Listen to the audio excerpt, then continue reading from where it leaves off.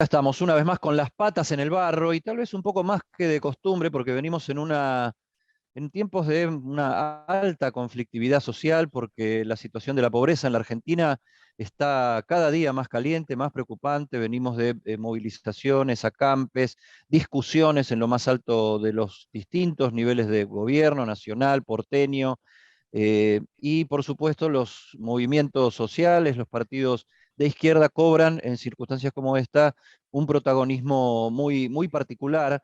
Y estamos en comunicación con alguien que es un dirigente histórico de la izquierda en la Argentina, que se llama José Saúl Wermus, con W, Wermus, pero todo el mundo lo conoce como Jorge Altamira. Jorge, ¿cómo te va? ¿Qué tal, Eddie? ¿Cómo estás? Bien. ¿Cuándo decidiste llamarte Jorge Altamira? Y debe ser por la época de Onganía, Ajá. porque sacábamos un periódico, había represión, y entonces firmábamos con un nombre que elegíamos, y lo mantuve, en particular lo mantuve cuando se fue la dictadura, porque entendía que tenía que reivindicar una trayectoria. Con otro nombre, todos me hubieran considerado un debutante. Y Ujú. eso políticamente no me interesaba. Es decir, yo reivindicaba haber luchado contra dos dictaduras y haber utilizado todos los procedimientos que en esas circunstancias se utilizan para actuar políticamente, no silenciarse. Entonces yo quería reivindicarlo. Además, observaba, probablemente estaba equivocado, no creo, que había una especie de travestismo, es decir, que muchos se convertían de golpe en demócratas ayornados para dejar atrás una trayectoria que era un poquito diferente. Yo reivindicaba toda mi trayectoria, la reivindico todavía, porque ha mantenido esta coherencia política de defender los intereses históricos de la clase obrera. Ujú.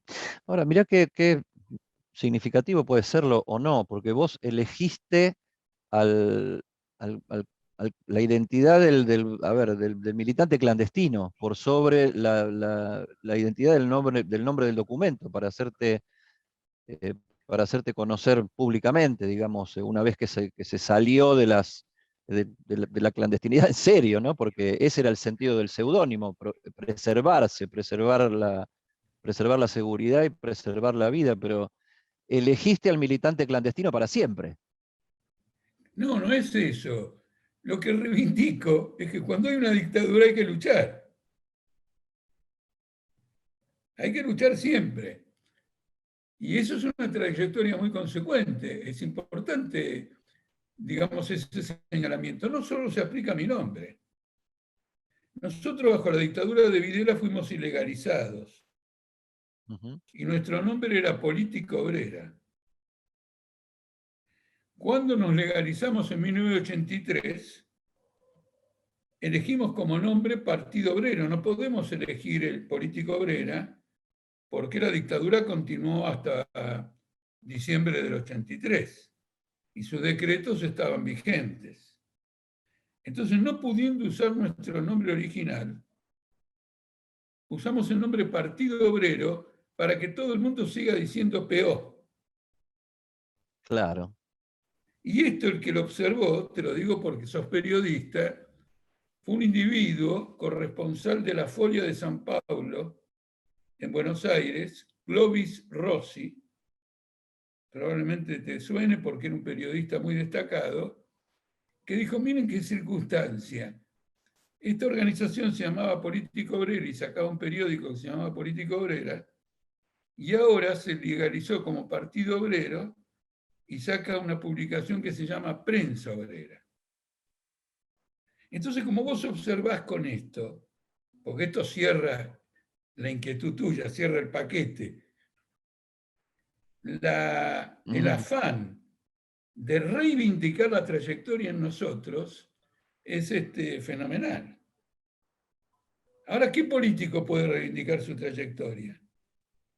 Por ejemplo, el otro día le recordaba a gente de mi familia que hubo una negociación de la deuda de la ciudad de Buenos Aires en el año 2002, y como ocurrió recientemente con el FMI, la legislatura le hizo una propuesta a los acreedores, que ya más o menos estaba concertada,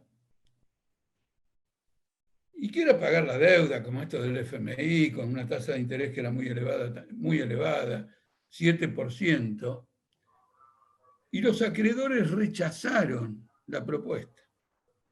Volvió a la legislatura, y la legislatura acomodó su propuesta anterior para que coincida con lo de los acreedores.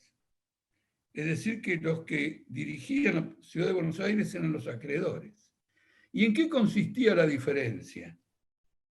En que dos bancos que operan en la ciudad, uno era el Morgan, el otro era un banco español, no me acuerdo cuál, querían que su deuda en pesos se mantuviera 1-1,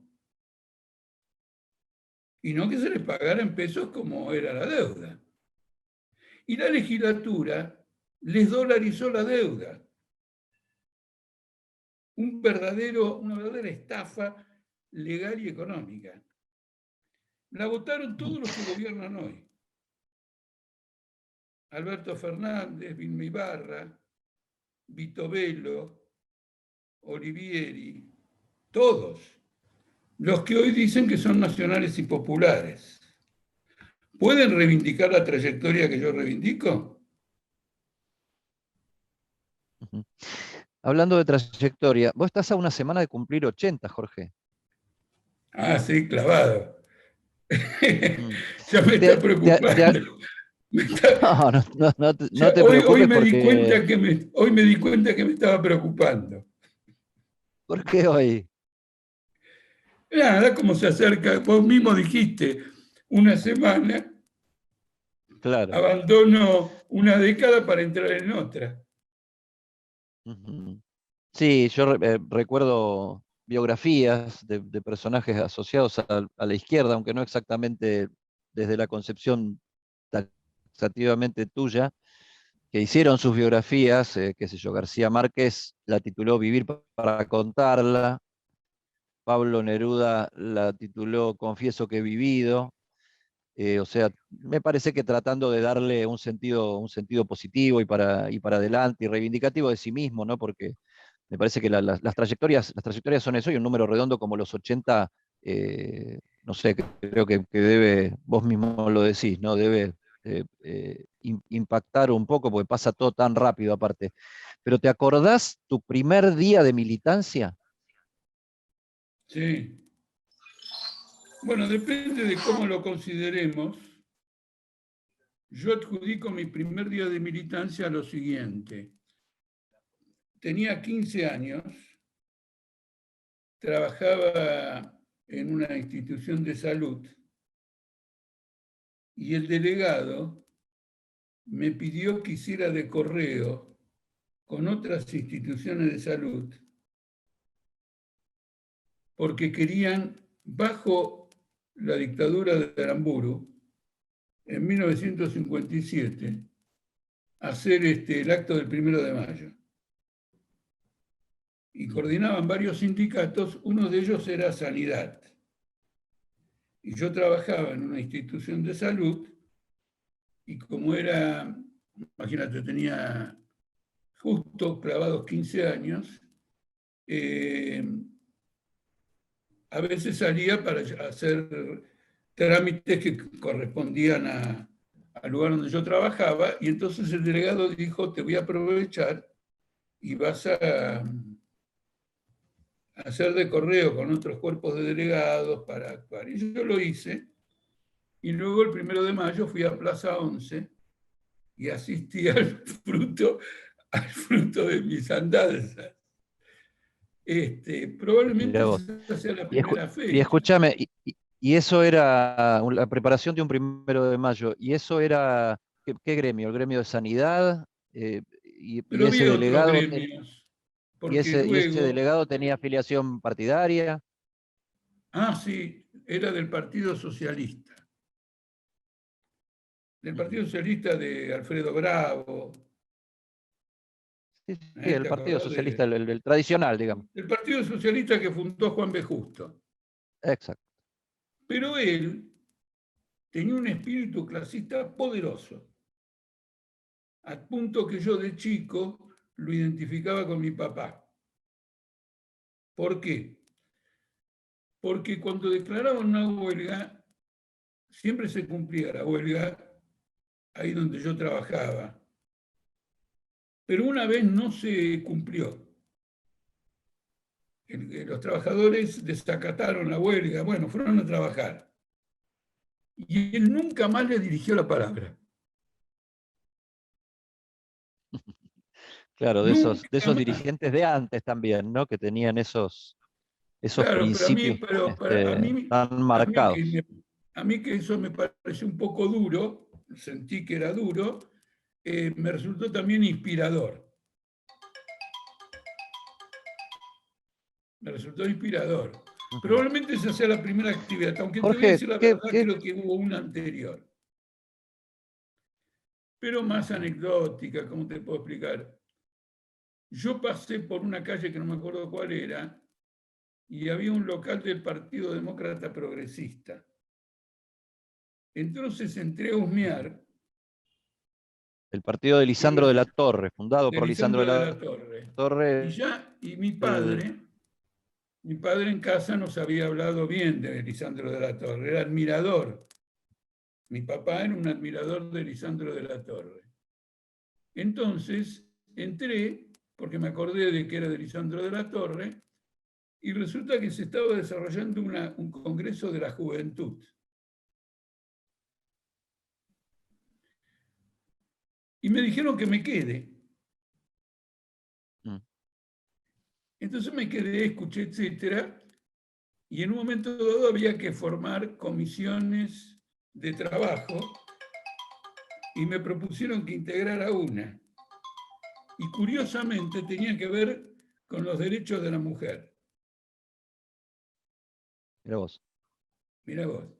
Y había otros chicos, mayores que yo, pero jovencitos, que no sabíamos bien qué decir sobre los derechos de la mujer. Entonces fuimos a husmear los programas de otros partidos políticos para tener como una referencia. Y entonces armamos una resolución y la expusimos, y esa fue la única vez que tuve algo que ver con la Juventud Demócrata Progresista, que me duró un día y Mira vos. medio. Mira vos. Primicia de En el Barro, Jorge Altamira militó unas horas en el Partido Demócrata Progresista. Bien. Vos sabés que mi viejo Sí, también era sí, un no me admirador acuerdo si De debe haber Lisandro de la sido un día y Torre, medio, estaban las obras completas. Claro. debe haber sido un día y medio porque, claro, tuvimos que ir buscando. Me acuerdo que con otro muchacho que ya no me acuerdo el nombre nada, dijimos, ¿y ahora qué hacemos? Y entonces no sé a quién se le ocurrió eso de ir a ver qué decían los programas de otros partidos y Ujú. establecer cuál era nuestro propio criterio sobre esas reivindicaciones. Hubiera Ujú. sido bueno conservarlo, porque estoy seguro que reivindicaría lo que pusimos en esas circunstancias sobre los derechos de la mujer. Ujú. Te decía, Jorge, que ahí tenemos una coincidencia. Mi viejo también era un admirador de Lisandro de la Torre. Estaban sus obras completas en la biblioteca de casa y fue uno de los primeros libros de política que yo tuve en la mano, ¿no? O sea, eh, de Lisandro de la Torre. Yo a Mi esa papá edad era lo médico, ¿el leí. tuyo? Yo a esa edad lo leí, en particular, por ejemplo, bueno, el tema de las carnes, pero la polémica con Monseñor Franceschi, Totalmente. una polémica muy importante, y la leí creo que tenía 15, 16 años, más o menos alrededor de esa edad, porque el primer libro de política que leí fue a los 13. ¿Cuál fue? Bueno, si lo podés considerar como política, primero fue Las fuerzas morales de José Ingenieros. Bueno, Sí, es política, filosofía. Política Claro. de la de Solo que, antes. solo que el segundo fue el Estado y la Revolución de Lenin. Ah, mira, pegaste el salto ya ahí. Te decía, Jorge, mi viejo era médico, ¿el tuyo? No, era un trabajador gráfico, Ujú. un obrero del sindicato gráfico, que a veces era del sindicato papelero, porque había trabajos que eran comunes y cuando cambiaba de trabajo a veces trabajaba en una empresa que estaba clasificada como un papelera, entonces estaba como papelero, pero fundamentalmente gráfico, porque él, de muy pequeño, también de esa edad que tenía yo, se vinculó a la actividad sindical del sindicato gráfico y a un líder importantísimo de ese sindicato que era Penelón, Ajá, que al mismo tiempo fue el primer concejal que eligió el Partido Comunista en la ciudad de Buenos Aires. claro, era del PC, Penelo. Penelón era del PC, fue concejal, pero era del gremio gráfico. Ujú.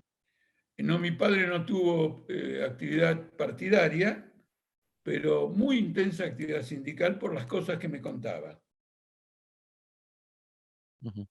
Sí, hablaste ahí de la carne por Lisandro de la Torre y hablas de los gráficos por tu papá. Dos gremios que se caracterizaron en el siglo XX por una interesante combatividad, ¿no? Así es. Bien. Jorge, eh, hay mucha polémica en estas horas, en estos días, por la situación social en la Argentina, que es verdaderamente grave. Cifras de pobreza que no bajan y muestran apenas un pedazo del drama. Pero la discusión se transformó en política a partir del acampe del otro día, y ahí las principales autoridades del Estado están viendo qué, qué medidas tomar, y la discusión es cuánto más se permite que se hagan esas cosas, o cuánto más se puede dar para sostener ciertos planes sociales que por un lado se los corta, pero por otro lado se refuerzan asignaciones, como hizo ayer el gobierno nacional. Se discutió todos estos días, porque está claro que creo que preguntarte a vos qué pensás de esta lucha social, vas a decir que estás a favor y que es el camino.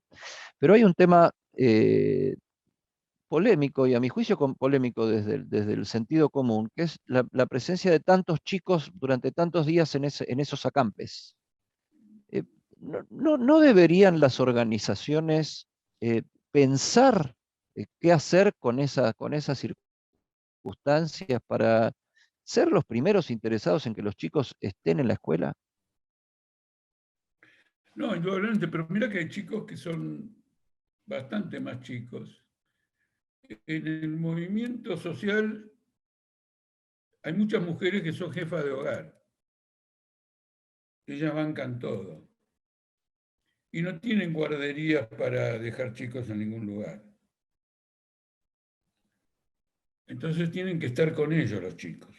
Esto pone al desnudo dos cosas, que es la vulnerabilidad de la mujer trabajadora y la ausencia completa de asistencia a la niñez en lo que tiene que ver con el cuidado y la enseñanza, el aprendizaje de los niños en edades preescolares, que es completa en Argentina. Es completa, no hay.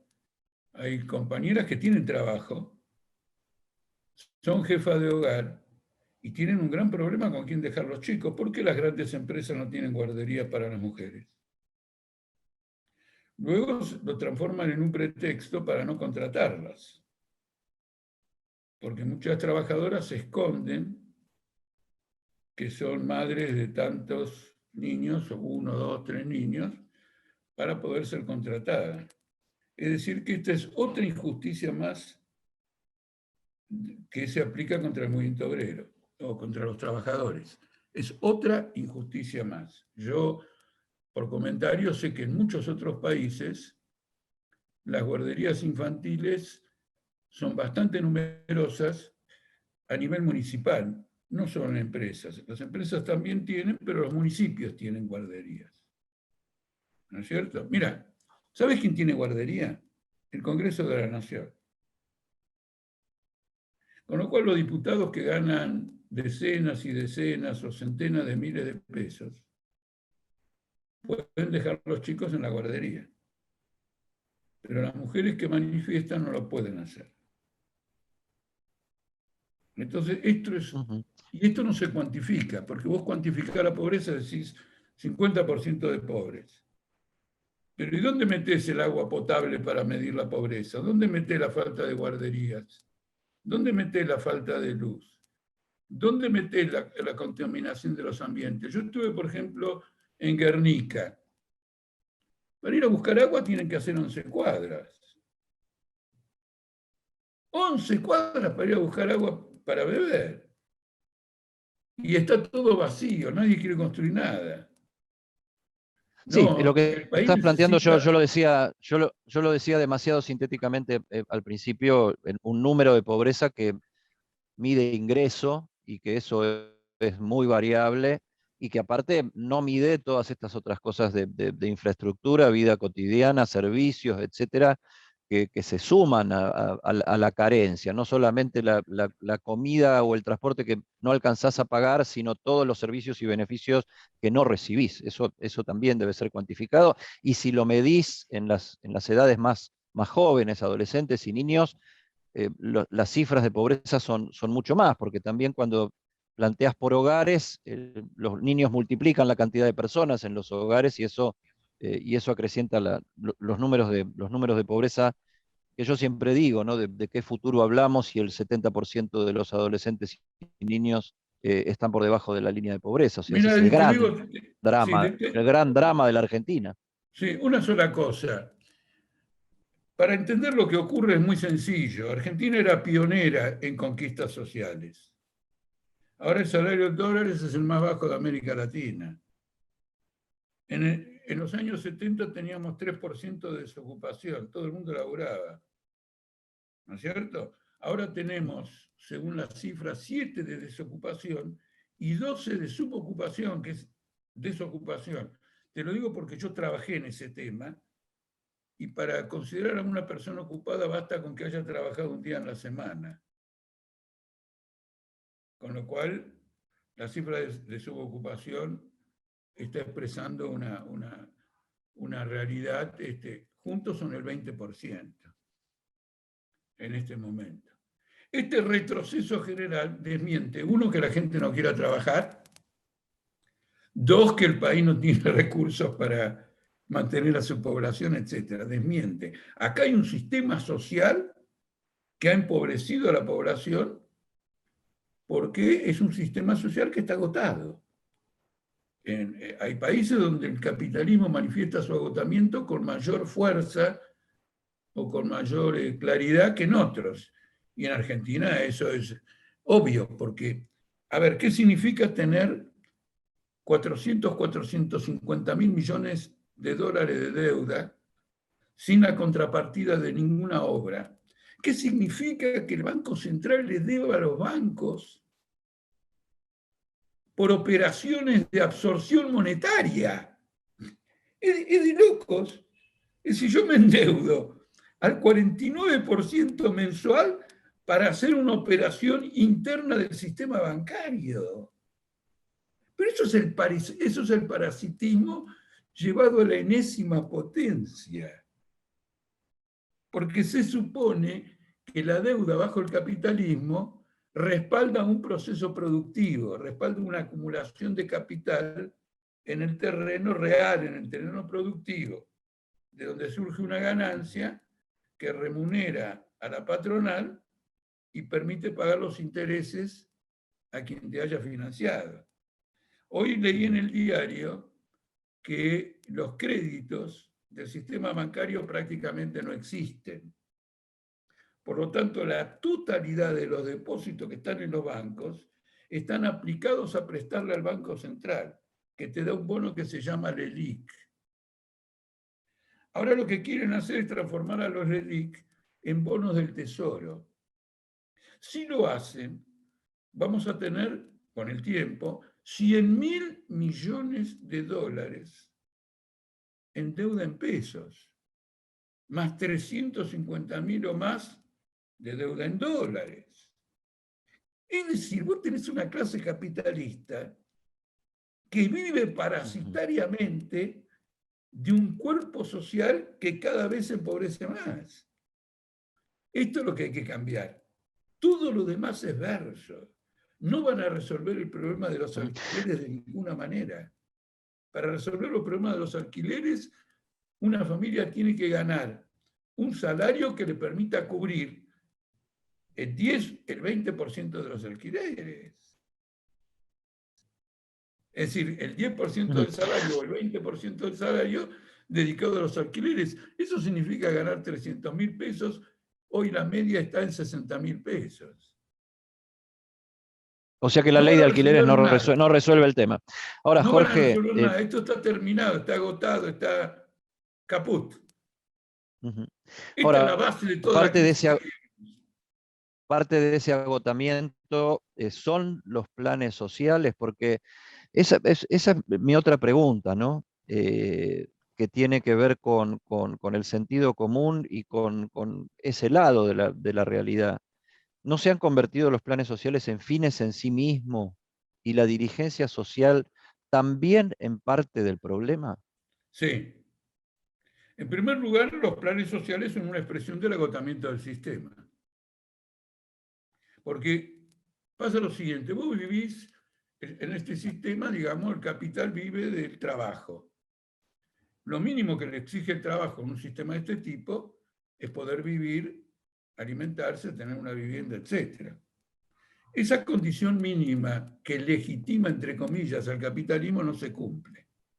El capitalismo violenta su propia legitimidad.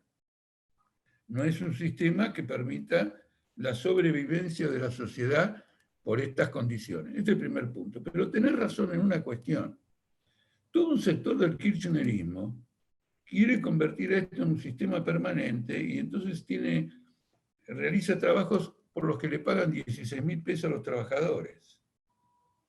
Y creen que esta es una forma de producción históricamente más elevada que el propio capitalismo. No es cierto. Es completamente atrasada, inferior, no remunera, y es una condena que mantiene a un grupo de dirigentes, especialmente todos estos del movimiento Evita, etcétera, que han elaborado una teoría de la economía popular que es históricamente un retroceso, porque la crítica al capitalismo no es que no sea la forma más avanzada de producción que se ha desarrollado en la historia. Esa no puede ser la crítica. La crítica es de que como sistema de explotación social se ha agotado, ha llegado a un nivel de desarrollo extraordinario, se ha agotado y todos los beneficios de ese desarrollo productivo tienen que socializarse. Ahora, no ir a un trabajo de arreglar veredas y además reemplazar a trabajadores municipales, porque trabajan para las intendencias. Entonces prácticamente se ha aniquilado el trabajador municipal que tenía un convenio colectivo de municipales, etc. Y recientemente ha habido unas huelgas muy fuertes en Berazategui, donde está este intendente Musi. Por ejemplo, en muchos lugares los porteros de las escuelas tienen que ver con los planes. Antes pertenecían a una categoría del sindicato docente. Entonces hay una aniquilación del trabajo, hay una aniquilación de los derechos de la clase obrera con el argumento de que se quiere mejorar la situación de ninguna manera. 16.000 pesos es un insulto. Ahora, Jorge, la conversación está puesta en esto, ¿no? En salir de los planes sociales para ir al trabajo genuino. Vos lo que estás planteando en que salir de los planes sociales de esta manera es más que ir a a trabajo genuino, es ir a una bolsa de trabajo barato, y mal Absolutamente. remunerado y de mala calidad. Ahora, yo te pregunto entonces, ¿cómo se hace para generar trabajo genuino más o menos rápidamente o cuánto duraría, hablando de tantos miles y millones de personas? Bueno, hay dos aspectos que hay que considerar acá. El primer aspecto es un vasto plan de obras públicas. Por ejemplo, Biden no ha tenido suerte, pero presentó al Congreso norteamericano un plan para salir de la pandemia socialmente de $1 billón, 1 millón de millones de dólares. Alberto Fernández está pagando la deuda externa y le está pagando a los bancos por LELIQs y está pagando a los fondos. Es decir, se está gastando todo el presupuesto nacional en mantener una estructura parasitaria. Tiene que haber un plan enorme de obras públicas porque además el país lo necesita mucho más que Estados Unidos. El problema de Biden es que toda la infraestructura de Estados Unidos está deteriorada. Se caen los puentes, los caminos están rotos. Lo nuestro es mucho más grave, no hay agua potable, no hay luz, no hay planes de vivienda. Todo tiene que estar enderezado en ese lugar. El otro aspecto también es lo que nosotros llamamos el reparto de las horas de trabajo, porque fíjate lo siguiente, en este momento, tomamos un ejemplo, la fábrica sideral. La fábrica sideral produce 5 veces más que en los 70. Pero en los 70 se llamaba, ¿cómo se llamaba? Somisa, tenía 14.000 obreros, ahora tiene 3.000. Es decir, que 3.000 hoy producen 10 veces más que 14.000 hace 50 años. Quiere decir que se puede habilitar el ingreso de nuevos trabajadores con una reducción de la jornada laboral, porque la productividad del trabajo ha crecido en forma extraordinaria, extraordinaria, sin precedentes. Y lo que podría crecer si en lugar de todas estas operaciones especulativas se aplicaran a funciones productivas, que no se aplican porque a nadie le interesa un plan popular de viviendas porque no rinde lo que rinde un edificio. Ahora estoy viendo, por ejemplo, en el camino este nuevo, ¿cómo se llama este camino? Bueno, enfrente de Puerto Madero, están construyendo El grandes, paseo del Bajo. el Paseo del Bajo, están construyendo grandes edificios que tienen una renta extraordinaria. Eso sí, ahí hay inversión. Eso es lo que pensaba Cavallo cuando dijo que había que convertir a la ciudad de Buenos Aires en la capital financiera y turística del Mercosur. ¿Financiera en qué sentido? Que los bancos financien los grandes proyectos inmobiliarios, Puerto Madero, alrededor de Puerto Madero, ahora están avanzando por Patricios, por Barracas. No rinde lo mismo la vivienda popular. Entonces hay que luchar contra la tendencia al lucro y atender a las necesidades sociales. Yo integré la Comisión de Vivienda de la legislatura durante 4 años y nunca logré imponer, naturalmente en una minoría, un plan de construcción en el barrio, en la villa 1114, contratando a los obreros de la villa. Matábamos dos pájaros de un tiro, ¿no es cierto?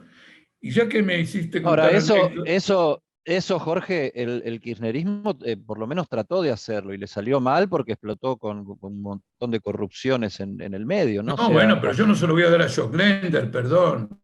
Estoy hablando en serio, no estoy hablando de cualquier cosa. Estoy hablando realmente de un plan del Estado, etcétera, debidamente controlado. Bueno, estoy hablando de algo correcto. Y además en una escala que corresponde realmente desarrollar, ¿no es cierto? Mira, te cuento una cosa, te iba a decir esto, como me metiste en algunas anécdotas, debido a que dentro de una semana voy a dale. cumplir años, te cuento la siguiente. Eh, Cuando se produjo la última reunión de la Comisión de Vivienda en la legislatura, porque vencía nuestro mandato, había elecciones, yo tuve una intervención y que le dije que los admiraba a todos los miembros. Es decir, me producían una admiración que nadie me podía producir. Porque habíamos logrado estar 4 años reuniéndonos 2 veces por semana y en algunas oportunidades reuniéndonos en los propios barrios y hablar, hablar y hablar y 4 años después no tener nada. Y eso es, parece que hay que tener un arte y los quería felicitar por el arte. La El arte de la capacidad nada. de estar 4 años afrontando problemas fundamentales y no resolver absolutamente ninguno. Ujú. Ninguno. Ahora, Jorge, ahora, más allá de esto, yo te planteaba que el kirchnerismo o sectores vinculados a movimientos sociales que después se hicieron y fueron y vinieron en el kirchnerismo, plantaron la idea de este tema de la autoconstrucción, del tema de la obra pública barrial y de vivienda, etcétera, a través de los Mira, el esos kirchnerismo va a pasar a la historia. plantaron la idea, porque sigue estando en agenda, incluso está planteado en esto de perdóname, de ir a un diálogo nacional, donde el tema de la economía popular y la autoconstrucción está dentro de la conversación. Veremos qué se hace o no se hace, pero No tiene está ningún planteado. futuro. No tiene ningún futuro por lo siguiente, porque en los planteos que yo hacía de que los trabajadores construyeran en el barrio y entonces tenían un empleo. ¿Me escuchás? Ahora sí, se cortó un segundo, Sí. volvé para atrás. Dijiste no tiene ningún futuro y ahí se cortó. Claro. No tiene ningún futuro por lo siguiente. El trabajador que trabaja en la autoconstrucción tiene que ganar el salario de convenio, no 16.000 pesos. No 16.000 pesos. Y el FMI le va a decir, no, el Estado no puede financiar eso. Y no puede financiar. Ahora fíjate lo siguiente, que hubo un debate, ya yo intervine en ese debate. Cuando vos construís y finalmente vendés la vivienda, no se la regalás a nadie, la vendés en cuota. La vivienda no se regala. Se incrementa el Producto Bruto del área de construcción y como consecuencia del incremento del Producto Bruto la recaudación impositiva. Es decir, que se autofinancia. Una política de vivienda se autofinancia. Lo demostré 10 veces en la legislatura, porque era miembro de la Comisión de Vivienda. Se autofinancia porque aumenta el valor agregado del país y por lo tanto la recaudación impositiva sobre ese valor agregado. Pero no es el negocio. Si hacemos abstracción, si vamos a discutir la Argentina en términos de individuos, buenas intenciones, este plan y el otro plan, no entendemos nada.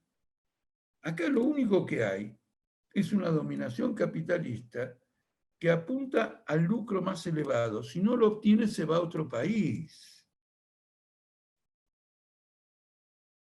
Si no entendemos el mecanismo del capitalismo, nunca vamos a entender lo que pasa en la Argentina. Ahora, Jorge, pongamos que esta descripción, este diagnóstico es exactamente como vos lo planteás. Ahí hay un problema político serio, porque no hay consensos y construcciones para conducir un proceso que se abra hacia ese lado, e incluso la izquierda, que está teniendo un mayor predicamento en estos momentos, incluso hoy está el Frente de Izquierda con 4 diputados nacionales, y ha hecho una elección extraordinaria, por ejemplo, en Jujuy, que uno de esos diputados viene de allá, y en otros tantos lugares, tiende a fragmentarse, tiende a dividirse el propio Partido Obrero. O sea, vos que sos el socio fundador, armaste un partido aparte que se volvió a llamar Política Obrera. O sea, esa tendencia a la ruptura y al no consenso. No, bueno, digamos lo siguiente, jamás deseé y procuré la ruptura del Partido Obrero. Hubo expulsiones. Ahora, tienen que ver con lo que estamos hablando. ¿Cuál es el papel que juega la izquierda en este momento? No juega ningún papel. Va a presentar un proyecto de ley de alquileres en la legislatura.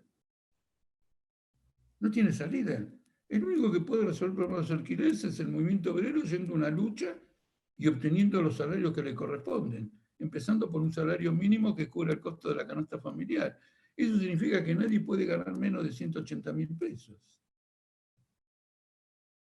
Y el motivo de toda la crisis que tenemos con el fito, etcétera, tiene que ver con esto. Están formando parte del sistema. Han Ahora, votado leyes. vos planteás que Beliboni, por ejemplo, que es yo el otro día lo llamaba la nueva estrella de los estrellados, porque está en todas partes. Beliboni es parte de esta inacción, es parte de esto que la izquierda no está haciendo nada, porque se No, ha no, no, convertido en no, no. en un No, eso referente de que público, ¿no? no, no, no. Que la izquierda no está haciendo nada, no, no, no. No lo mires de ese ángulo. ¿Cuál es el contenido de su política? ¿Cuál es el contenido de su política? Vos podés hacerles una entrevista a todos y ninguno te va a criticar el capitalismo y plantear la necesidad de una salida socialista. Y están presentando leyes, proyectos acá, allá, etcétera, en un consejo, en otro lugar. El problema es que en esta crisis lo que va a cambiar todo, lo que va a provocar es la movilización política de la clase obrera con objetivos políticos. Benny Boni, como dirigente del Polo Obrero Oficial, defiende los planes trabajar, defiende esto, defiende lo otro. No hay acá un programa de transformación social. En la medida en que la defensa de esos derechos es correcta, nosotros también lo apoyamos. Y tenemos un movimiento propio que interviene en este proceso. Nosotros defendemos todos los derechos de los Entonces trabajadores. Beliboni también se convirtió en parte del problema, como los que vos señalabas de Levita, por ejemplo. No, no, no, porque el Evita es una burocracia del Estado. Y las organizaciones que se movilizan son independientes del Estado. Eso es una diferencia importante. Eso es una diferencia no importante, fundamental. ¿No es cierto? La crítica a la izquierda es una crítica de un carácter más profundo, más amplio. No tiene una perspectiva política de poder. En medio de un derrumbe como este, la cuestión fundamental es que los trabajadores se reúnan en un congreso, se reúnan en una gran deliberación y adopten un programa político contra los partidos de la clase capitalista, que hacen todo lo mismo, dicen todo lo mismo. Ahora Fernández, cuando firma con el FMI, lo que hace es renovar el préstamo que había establecido Macri, que había recibido Macri. Es lo mismo. No hay Ahora, grandes variantes. a vos, Jorge, los tuyos te traicionaron. No, no, no. Ocurre lo siguiente, no, no. En política, la traición es como en cualquier otra cosa, una deslealtad de orden personal. ¿No es cierto? Lo que hay que entender es lo siguiente, a partir de este parlamentarismo que vos ves, ha crecido la presión social por escalar posiciones dentro del Parlamento. Entonces tienen mucho cuidado, por ejemplo, en no enojarse con el electorado, en no plantear movilizaciones, luchas. En gran parte, esta lucha de los movimientos sociales, a una gran parte de la izquierda le molesta, porque dice, de este modo estamos perdiendo los votos de la clase media, y procuran no estar ahí. Beriboni está ahí, pero el resto no está. El resto no se junta, no hay. Tratan de defender la imagen parlamentaria. ¿No es cierto? Y por eso han votado cosas muy graves. Vos no te olvides que hace poco Solá, cuando estaba Solá como ministro de Relaciones Exteriores, mandó al Parlamento la ratificación de un acuerdo que habían elaborado Netanyahu y Trump sobre qué se puede y no se puede criticar del Estado de Israel. Y Argentina lo firmó y necesitaba ratificación parlamentaria. Los diputados del FITU se la dieron en la legislatura de la ciudad. Nunca entró al Congreso. Entonces lo que hay Ujú, es una cosa que ocurre mundialmente, no solo ujú. aquí, es Entonces vos creés que entraron, a ver, el momento de mayor en crisis del términos sistema. clásicos, que están en una,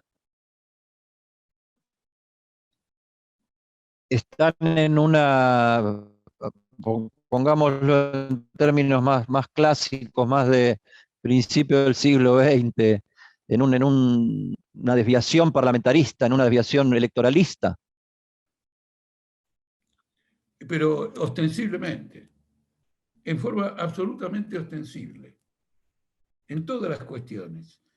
Y esto provocó un debate que no debía haber roto al Partido Obrero, porque en el Partido Obrero los estatutos garantizan todos los debates, incluso en forma pública, y la posibilidad de formar tendencias para hacer ese tipo de debates.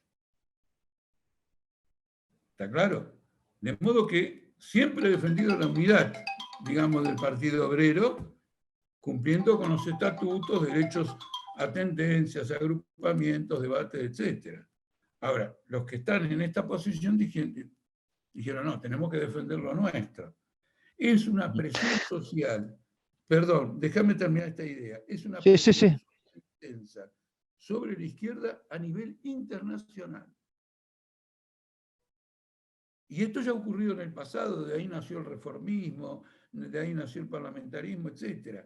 Ahora, ¿cuál es el problema? Argentina está en un proceso de destrucción. Tal o cual ley no le va a cambiar nada. Es necesaria una movilización estratégica de los trabajadores. Acá hay un problema de poder. Ninguno de los partidos que conocemos tiene la capacidad y la intención de modificar nada fundamental. Cuando se discute que la inflación es un problema de emisión, están mostrando un infantilismo intelectual fenomenal porque el país se resquebraja por todos lados, no por la política del Banco Central.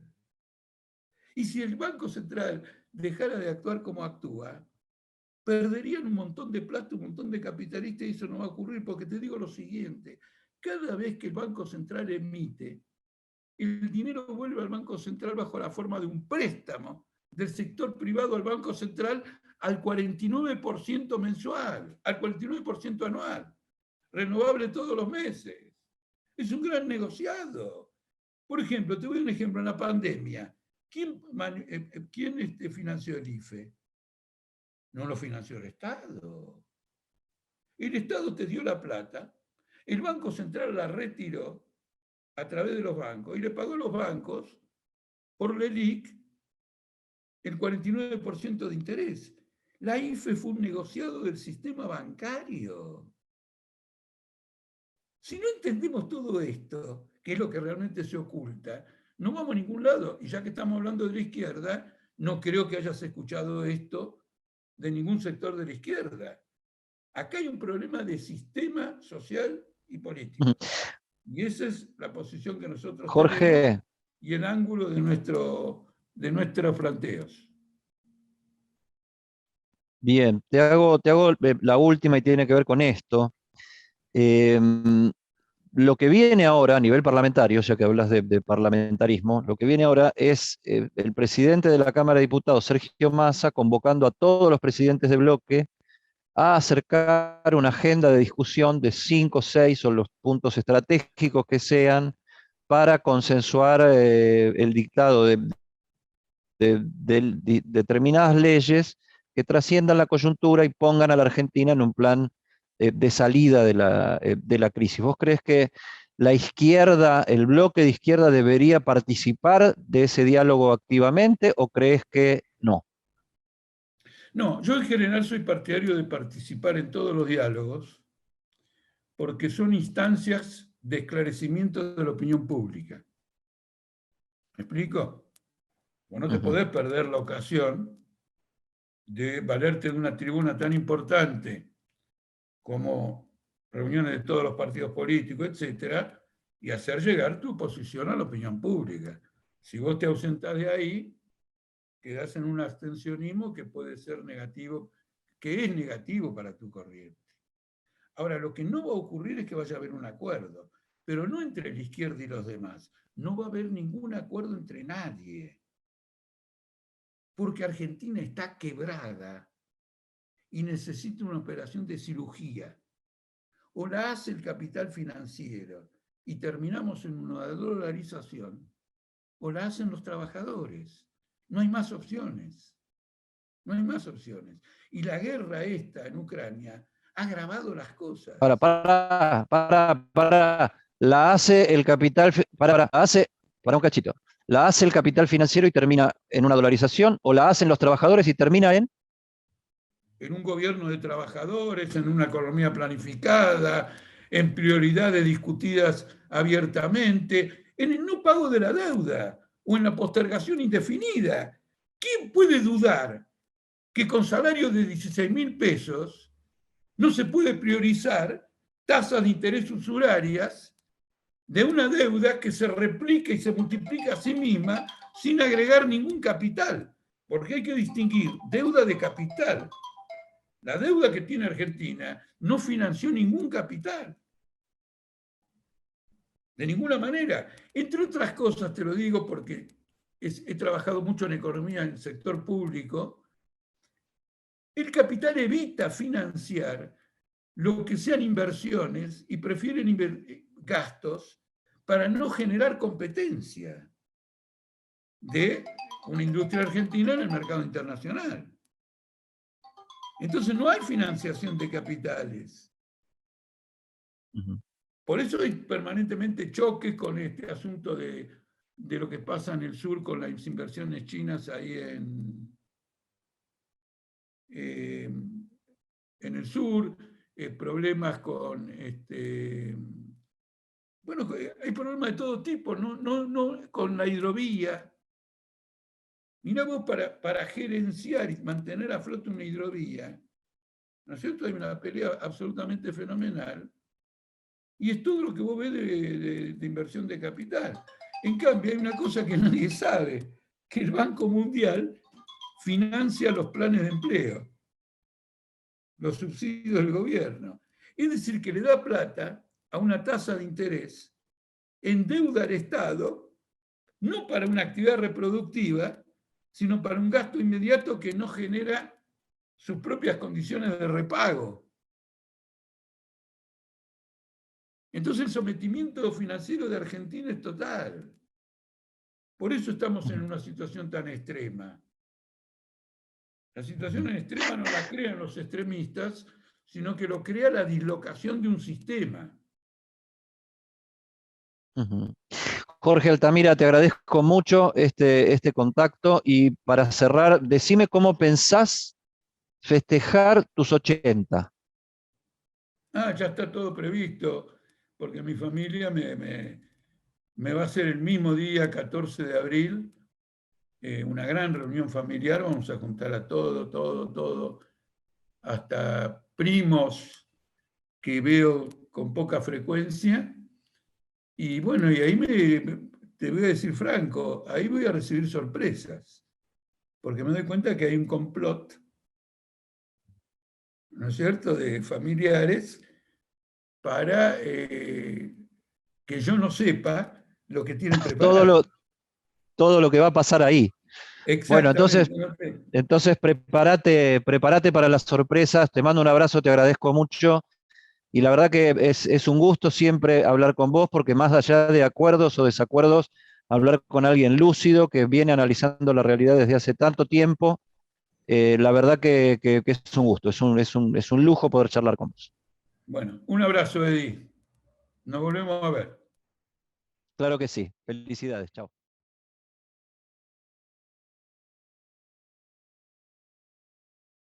Señoras y señores, aquí estamos en este hermoso estadio para el arranque de este campeonato. Cuando relato me meto de lleno, busco transmitir emoción. Trato de correr, de llegar a todas, como lo haría cualquiera de ustedes.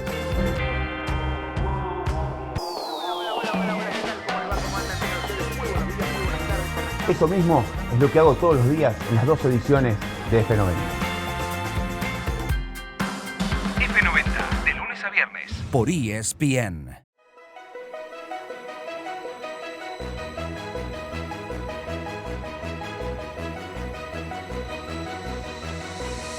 La transformación no para.